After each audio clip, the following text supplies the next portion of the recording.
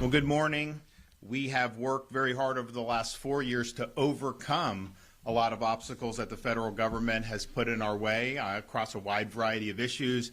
As they've borrowed and spent and driven costs up higher, we've acted to reduce burdens on Floridians, whether it's tax relief, toll relief, you name it. As they tried to throw roadblocks into education freedom, we worked hard and we overcame it. And of course, the issue that was maybe the most significant over the last 4 years, the fight against illegal immigration, as the Biden administration was allowing our borders to be overrun, have millions and millions of people coming to the country illegally. Florida led the way in enacting strong policies to deter and discourage and hold accountable people that came to this country illegally. We are now coming up on the next presidential inauguration. And when President Trump takes office again on January 20th, we are going to see a sea change in policies, particularly with respect to the border and illegal immigration. And this is an issue that has been festering in this country for many, many decades. Although the first Trump administration was much more successful than others have been, this is the time to get it right once and for all. And so the state of Florida stands ready, willing, and able to be able to help facilitate these policies that will benefit Floridians and benefit the American people. We've been working with the transition team. I've been speaking with the president. We had the governors down at Mar-a-Lago.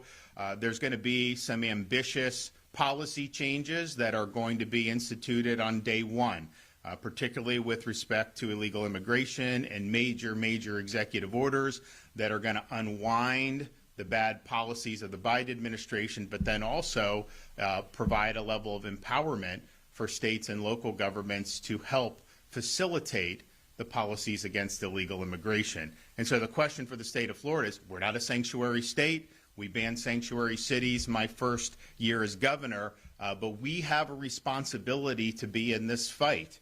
State and local officials in Florida must help the Trump administration enforce our nation's immigration laws. And we are going to need, in order to do that effectively, we are going to need legislation to impose additional duties on local officials and provide funding for those local officials. There also needs to be measures to hold people accountable who are violating our anti-sanctuary policies. And then Florida needs to make sure that we don't have any lingering incentives for people to come into our state illegally. So therefore, I'm going to call the legislature into special session starting the week of January 27th. We have the next president taking office January 20th. We anticipate executive orders to be issued immediately after the swearing in and the inaugural address. We're going to have some time to process to make sure we're doing what we need to do, but then we need to act, and we need to act quickly. We don't have time to waste. The American people spoke very clearly of all the issues out there, and there were a lot of very important issues. This issue of the border and illegal immigration was one of the top issues in the 2024 election, and has been one of the top issues that we've had in this country for many, many years. So it will require new legislation in Florida to ensure that the duties of both state and local officials are very clear, and that those duties require them to be assisting the federal government in this regard. Now, the state, we're going to do it because I'm going to order that the state does it. Local, I think you're going to have some different views on that. Now, we're not a sanctuary state. We ban sanctuary cities, but you got to have effective accountability to hold those folks accountable if they choose to go in a different direction.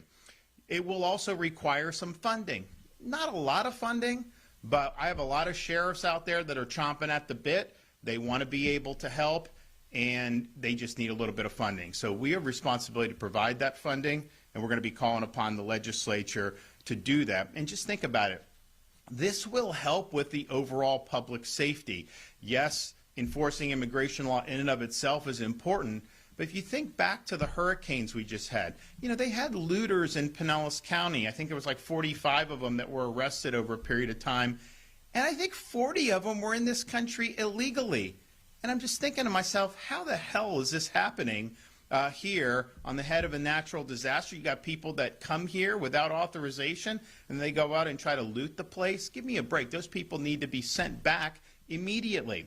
So this will end up helping the overall situation, even apart from immigration. Now, the accountability is significant. If those duties are clear in law, I have the authority with respect to certain officials to suspend them from their office if they are neglecting their duties, and that's a authority that I have invoked when it's been appropriate in the past. We also need to make sure that we don't have incentives for people to come illegally. We enacted E-Verify. People said that couldn't happen. We really did probably the strongest legislation in the country in 2023. So I think Florida has really done a great job, with one lingering exception. So back in 2014, the legislature enacted and then the then governor signed legislation providing preferential tuition for illegal immigrants, in-state tuition. That is a benefit that you're rewarding somebody for being here illegally. So that in-state tuition, it's been on the books now for over a decade. We've tried to work with the legislature to get that repealed in the past. It's something that always seems to fall out of the bill as it gets. No more excuses on this. We need to remove all incentives to come to the state of Florida illegally, and that is one of them. So we have a responsibility to act, and we will. Now, the call that we will make will not be limited to illegal immigration. There are other pressing issues that the state of Florida is facing. I know we have a legislative session coming up in a couple months, but I don't think some of these can wait. So we will also be including in this call lingering hurricane relief. We had 2 major hurricanes hit this state within the last couple months, and there are issues with respect to agriculture relief. There are issues with respect to homeowners, things like My Safe Florida Home. We have people that are approved, they're on a waiting list, but the funding ran out. Well, why not provide them that grant so they can build back in a way that's going to be more resilient in the future, given that they're in those areas. So we're putting that in the call. And look, if you're not going to do any more relief, if the legislature doesn't want to do that, that's one thing. But if you're going to do it, why wait for the money to be available July 1st? Why not just get it out the door this month so that people can get the relief they need? We'll also be including in the call condominium relief. So there was a major issue in this state because of the tragedy of Surfside back in 2021. One of the worst moments in the state's history. We lost close to 100 people, devastated the community of Surfside and South Florida, and people wanted to do something, and I respect that. And we've had, even apart from Surfside, there were decades in Florida where these condos have been neglectful. There's no question about that. But one piece of legislation was just not going to be able to solve all the problems. We're now seeing some problems that I think were unintended that have popped up, and we have a responsibility to act to make sure that people can stay in their condo units. The legislature should not be doing anything that's going to cause someone to have to flee because of an artificial mandate. And so I think it was a good faith effort. I don't think people had all the answers then. But now we've seen what's happened. My administration, we've been working over the last several months soliciting input. We've held roundtables in different parts of the state. I know the Florida Senate has been soliciting input. So let's get our heads together and let's provide some relief. And then the final addition to the call will be reforming the petition and amendment process in the state of Florida. I mean, this is a major thing in this last election. And to have the amount of fraudulent petitions that were verified as fraudulent by the Secretary of State's investigation for Amendment 4, that is a huge problem. And I think part of the reason we're at this juncture is because the citizen initiative has really been transformed into a special interest initiative. And it's basically major, well-funded interest. They will pay people to gather petitions, and they'll pay them. And so these people have admitted, some of them have admitted to doing fraudulent petitions. And so that we need election integrity across the board. It can't just be, yes, obviously if you're going to cast your ballot, you need ID, you need paper ballots, all that. But these initiatives, these petitions, should not be able to be manipulated this way, especially with respect to amending the Constitution. Our Constitution should not be for sale to the highest bidder. So the reform is needed. I think there's broad agreement in the legislature that reform is needed. I think it's timely, because why start another election cycle where you have the old system, and then what? If there's fraud, what are you going to do at that point? It's just, it didn't work this last time to adequately police the fraud. We got it.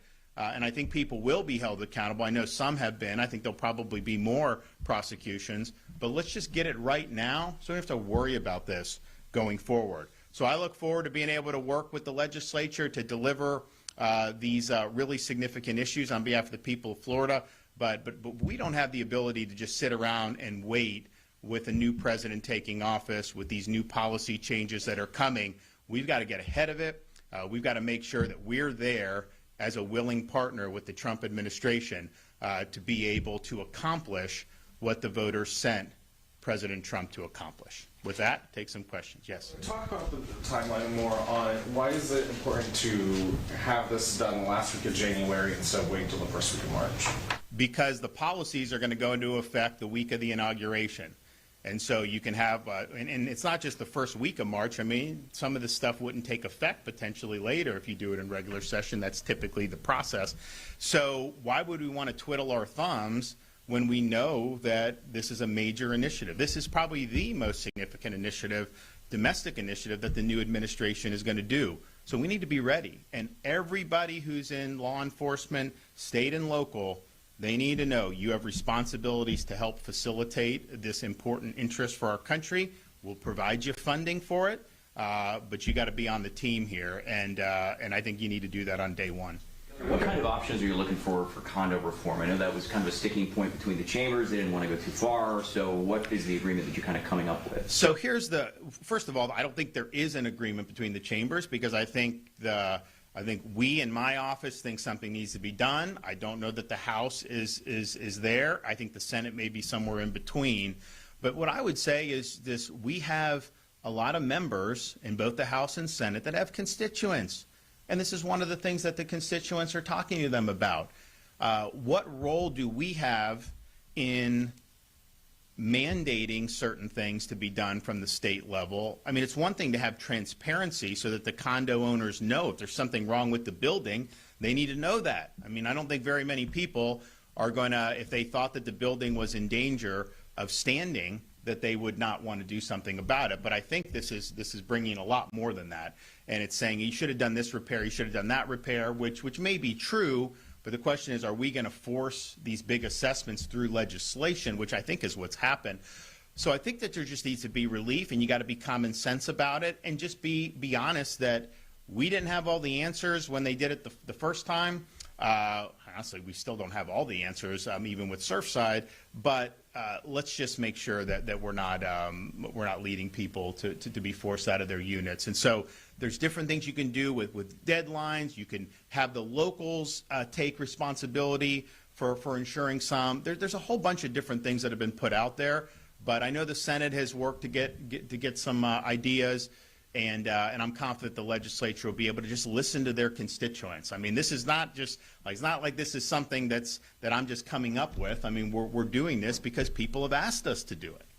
How much petition initiative reforms? Sure. I don't know how much specifics you may have already at this point in time, but a couple things. First up, I heard there was a concern about getting something on the board before somebody launches another one, and that they technically right. I mean, so if we're going to do this, then we should just have the cycle go under one set of rules. Why would you want to have part of the cycle under one set of rules and then another under a different set? So it just makes sense, whatever you're going to do it sooner rather than later. But as a quick follow-up, do you have any, I mean, are you looking at raising you maybe going to the voters and raising the threshold again? So for this special session, this will be legislative reforms. We're not going to put anything on the ballot.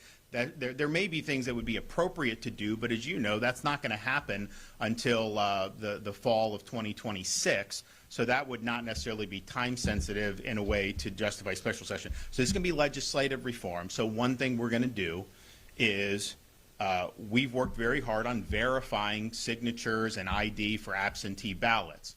Yet on these petitions, it's a much more lax process. Well, we want to have the same thing. A similar thing where You can send in a petition verified with your ID like you would an absentee ballot. If you want to have someone do it on the street and maybe someone notarizes it so we know. So there are things to ensure the integrity of those signatures, and that would apply to candidate petitions as well. You know, it's kind of been just something that we haven't really talked about with candidate petitions, but these candidates go out and get these signatures, and they're not all valid either. And so the process we have now clearly failed in this last cycle, and the analysis that was done, and obviously there was a case that was filed, was that if you extrapolate, that it may not have even had the threshold necessary to qualify for the ballot. There's some dispute about that, but the fact that we've been having that is a huge problem. So making sure that these signatures are verified either through the mail or if someone's bringing it in person is really, really significant. But that wouldn't only apply to the amendments. That would apply to candidate petitions as well. So I think that's something that's really, really significant. The other thing is and this has been true every election cycle. 2018, I remember I'm running for governor, and I'd have people come up to me, really, really involved people in our process, political process, and they'd be like, can you help me with these amendments? I don't understand how it's written. What does this do? What does this do?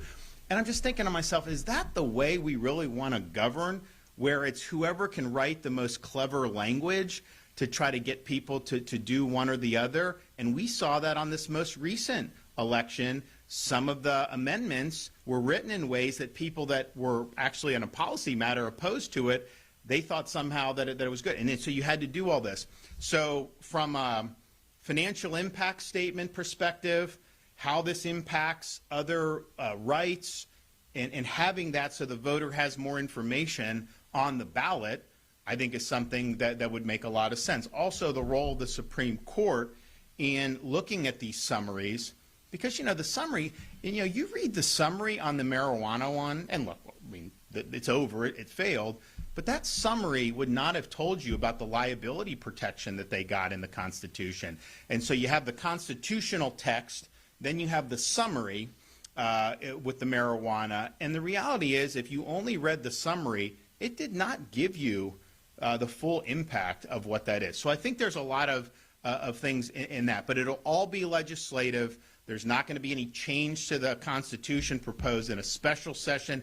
I don't know if there's going to be anything that ends up on the ballot. I know some people have asked to do it. I have not necessarily come down one way or another because I think those things are difficult, but that would be something the legislature could mint if they wanted to and have it available for 2026. I think they probably could call a special election. I think they would need a pretty high threshold to be able to do that. What is it? Higher supermajority to get it on the ballot. It's higher than 2/3. Correct. Yeah. So.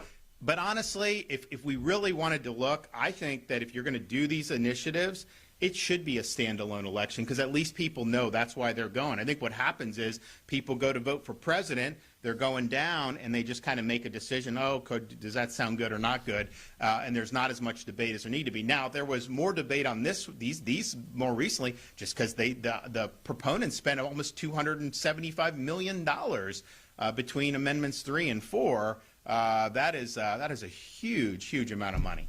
How much are you asking for the immigration and for my safe? Excuse me? How much are you asking for? So on My Safe Florida Home, I think what I've said is, because I think that the program can be expensive and I don't know how far the legislature is willing to go, but I said at a minimum what we would want is anybody in these hurricane-affected areas who had damage to their home, who are approved for My Safe Florida Home, but there's not enough money, let's get them the grants. So that helps when they're rebuilding it, and they need to rebuild anyways. They're approved for the program.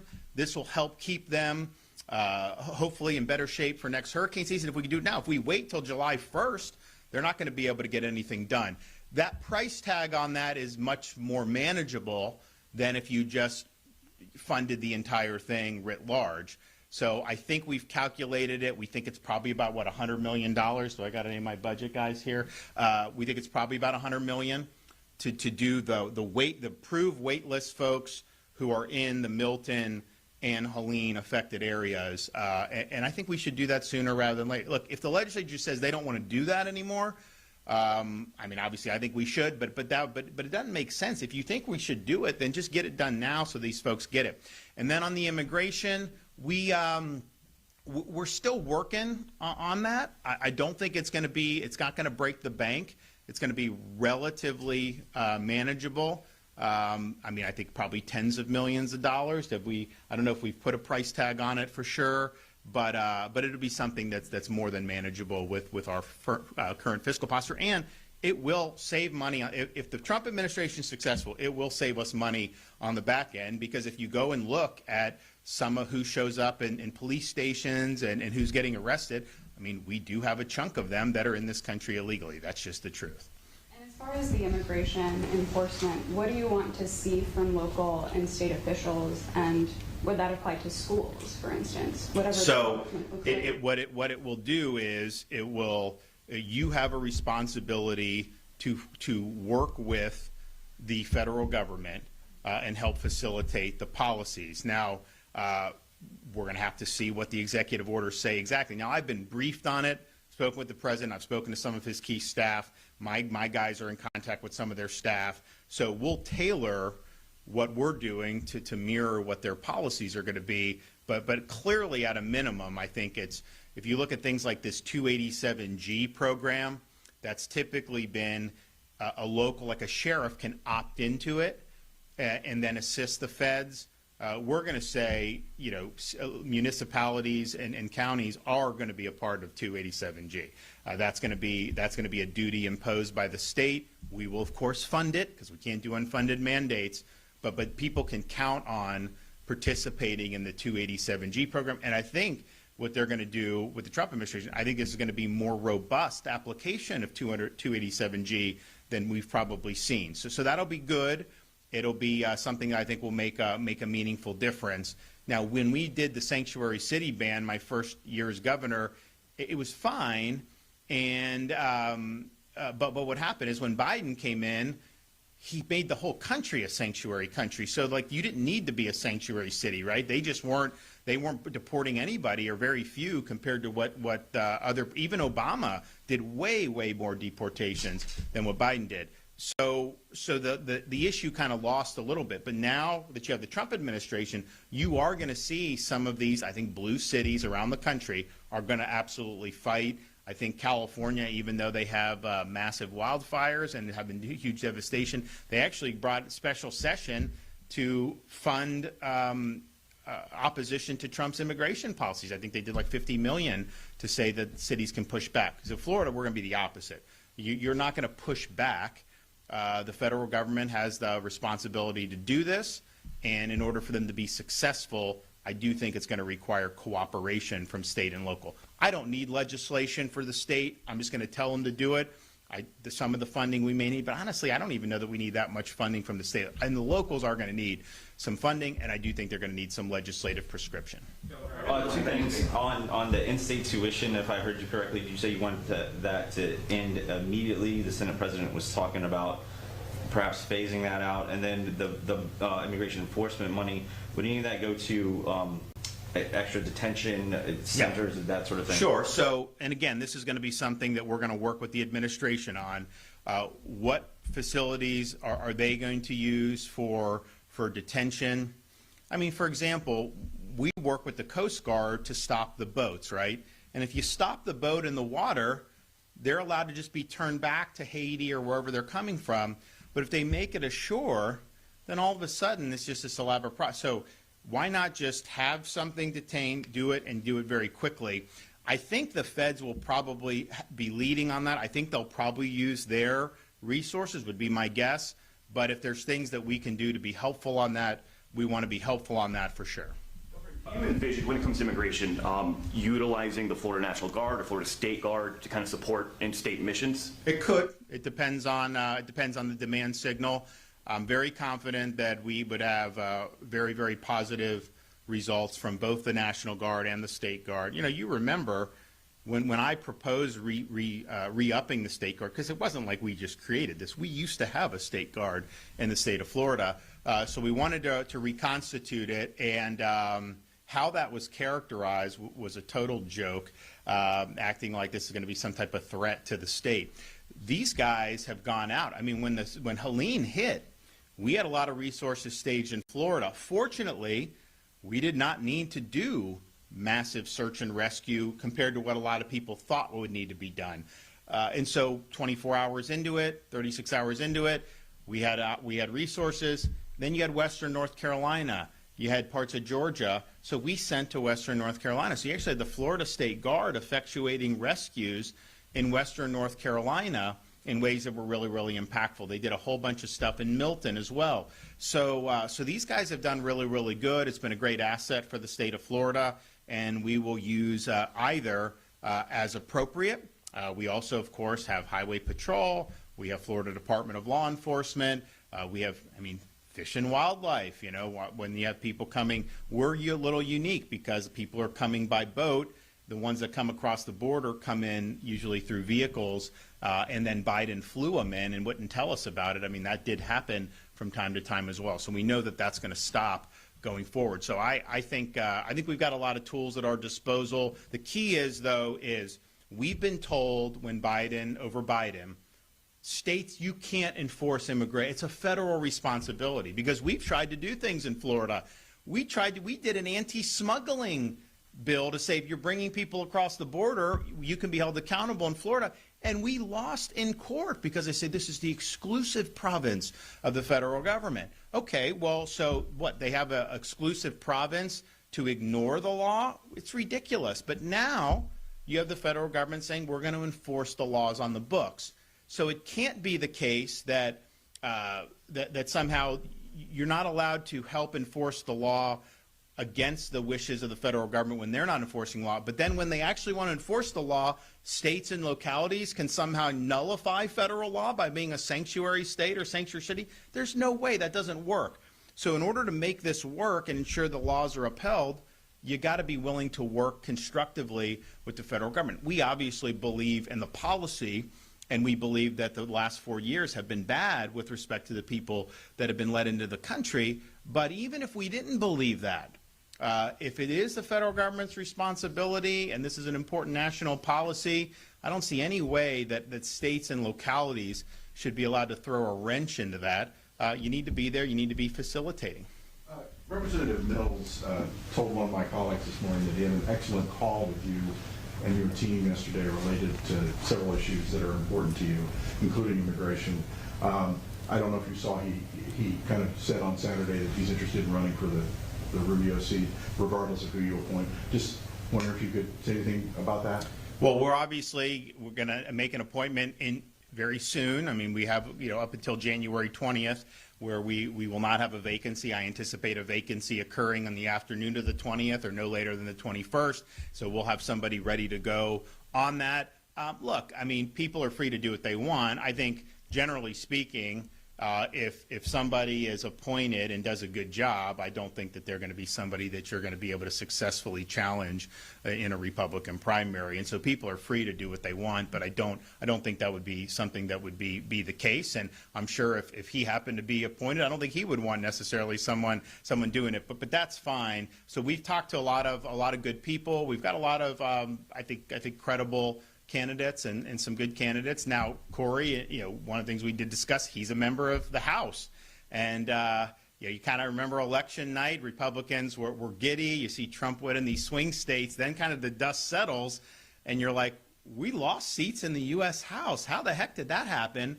And part of it, California took them 30 days to be able to determine some of those elections, but that just is what it is. But Republicans lost seats. So they have 220 duly elected Republicans.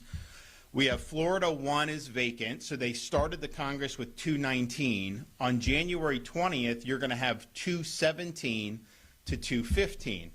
And so when you talk about Corey, Kat Kamak, honestly, she's a fighter. She's really, really good, really strong. I think she's got a great record. I spoke with her the other day. But the issue would be, are you going to go from 217 to 216? That's a tough thing. And I've been honest with the Congress people. That's a big concern of mine, because one of the criteria I had with who I'm going to appoint is we just had an election. President has a mandate. I want you to help facilitate that. I don't want you to be sand in the gears. As long as he's focusing on the things he campaigned on, you got to be part of the team, and you got to help deliver that. But if you put someone there and then it reduces the numbers in the House, it may make it harder for them to be able to enact an agenda. Because, you know, we're doing an election for 2 of the seats, but that's not till April 1st. And part of that's just the way between federal and Florida law. You know, if they wanted to do it quicker, what they need to do is maybe just have one election with no primaries. Because when you do the primary, you got 45 days for that, 45 days for the general, just for military absentee overseas. That's not even counting qualifying, all these other things. So they're going to be at 217 on January 20th, which means if all the Dems are no, if they lose one Republican, then they can't. If you had 216, 215, because I appointed someone in the Senate, then if you lose one Republican, then the Dems would actually have a one seat majority. So that's just a big practical concern. It's not anything that any of these guys have any control over. It's not their fault, but that's just the reality that we're dealing with. I don't want to do anything to inhibit getting the agenda accomplished, and even though the appointment is for a Senate, if that ends up impacting what the U.S. House is able to do. And oh, by the way, I mean, if it wasn't for Florida, you would have a Democrat majority in the House right now, as it's just the reality. Special elections, the ACLU has filed suit against you for not yet scheduling special elections for Randy Fine and Joel Rudman's seats. Do you have a date yet for when you'll make that announcement? So I wanted to do them the same time as the congressional. The problem is you have the resign to run, and so by the time those letters are submitted, you can't stand up the special election to be the same as those dates. We couldn't get it. They couldn't get it done. So then because you got to give people time to qualify. And if I would have done, they submit their letter during that week. If I just would have demanded date, it wouldn't have ended up adding up properly. So once you know that, you can't physically seat anybody in time for the session to be over at that point. So I think the Secretary of State is working on proposing dates. He's going to talk to, he probably has talked to the respective counties. I guess with Randy Fine, it's just Brevard probably for that. And then I think with Rudman, I think maybe 2 counties, maybe Okaloosa, Santa Rosa. So we'll do it. But my preference was to have that in the same time. The problem is when you set the congressional, you don't know who's going to end up resigning to run when you do that. If I already knew that, then maybe I could have done it. But you have to wait for that process to fly out under Florida law and then do it. Incidentally, on this resign to run, I think it's a ridiculous thing the way it's worked out in Florida. I mean, the idea is, I think, that they want you to focus on the job you got elected to and then not run for anything else while you're supposedly being. The problem is, you don't actually resign until the election's over anyways. So all these guys are campaigning. Rudman's campaigning. These guys are campaigning anyways. And then if they win, obviously they go to the next one. If they lose, then they're out. But by the time they get forced out, they're done with the election anyways. So if you were going to do resign to run, you would say you resign the minute you announce your candidacy, which is not what they've done. So I think they should just chuck the whole thing. I think it's been more expensive for the state as a result of having to do the resign to run. It just hasn't worked. But at a minimum, if you're going to do it, the resignation, you would want it to be effective prior to the campaigning, because I think the reason is you don't want people getting elected. They're supposed to do their job here in the legislature, but then they're out campaigning or whatever. I don't think that actually even works that way, because legislators are up every 2 years, so they're constantly out campaigning. It's not like the campaign really ends. Same thing with members of Congress. But I think this has been a big expense for really no reason for the state of Florida. We could have just said, you know, you guys can do what you want.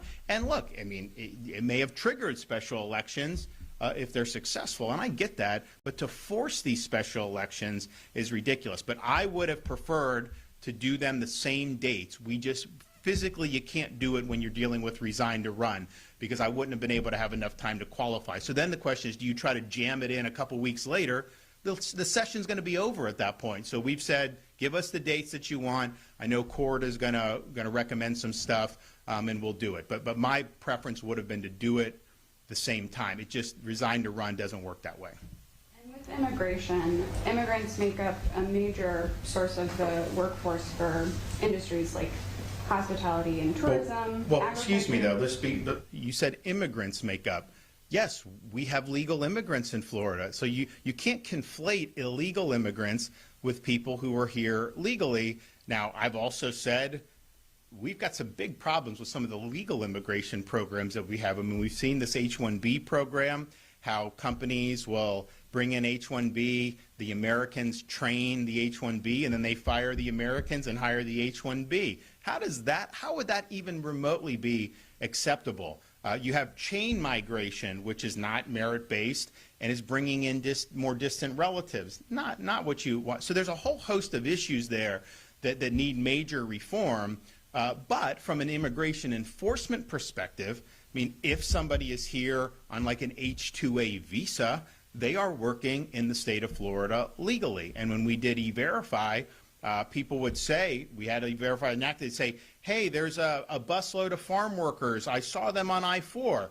And people assume they're illegal. And then FDLE looks, they all had the H-2A visas. And so there's no enforcement if somebody is here on valid reasons. Now, it doesn't prevent us or Congress and people like me from just using my platform to say, hey, you may need to look at how we're doing legal immigration in this country, because it's not America first the way it's going. But we do have, I think we probably have the highest foreign-born population in the country of any state. Certainly we're in the top 5 for sure. And yet, I would point out, I came in, we did sanctuary city ban. People say, oh, you can't do that. You know, we have. It was the people, the first generation, they wanted the sanctuary city ban.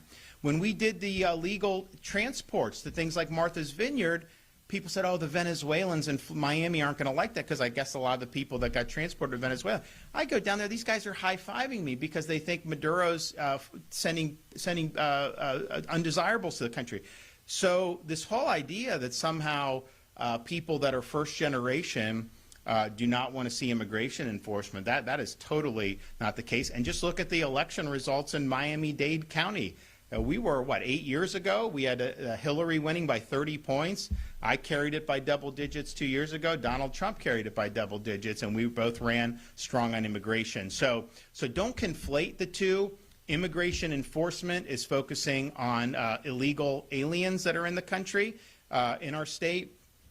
Legal immigrants obviously have a right to be here. They're following the process. Now, that should not mean that someone here is H-1B. Of course, they're not going to be sent. But if there's fraud and if these programs should be reformed, they do need to be reformed. But I would not conflate the two. I think that, and I think the media oftentimes, they try to frame it as if somehow somebody comes, they apply, they come to the United States, they're doing good, and it's like, oh, you know, they're going to enforce against, quote, immigrants. No, they're going to enforce against illegal aliens, and that's really what we're talking about. So week of January 27th, I know that there's a lot of rank-and-file members of both the House and Senate that are chomping at the bit to be able to weigh in and make sure that Florida is leading the way in the states to help the incoming Trump administration accomplish their objectives. There's a whole host of other areas I think we're going to be working with. I mean, a lot of it is going to be, they're going to be empowering us to do more and more, whereas we usually had to overcome the Biden administration. I think you're going to see more and more responsibility provided to the states. I mean, I mentioned last week, give me the stuff for Everglades restoration for federal. We can do it much quicker than the Army Corps can do. We have a massive reservoir south of Lake Okeechobee. We want to make sure we do. Block grant the money. Give us the authority. We'll get it done. Higher education. Make sure we overhaul accreditation. The Department of Education federally has got to approve that. We're ready to go on that. We know there needs to be. So there's going to be a lot of things that they're going to be empowering us to do, but this is one key example where we can help facilitate a key objective, not only for the incoming administration, but for our country. We got to get this issue right. We've been talking about it for decades and decades. Now's the time. President Trump has a mandate. State of Florida is going to be there working every step of the way. Thank you.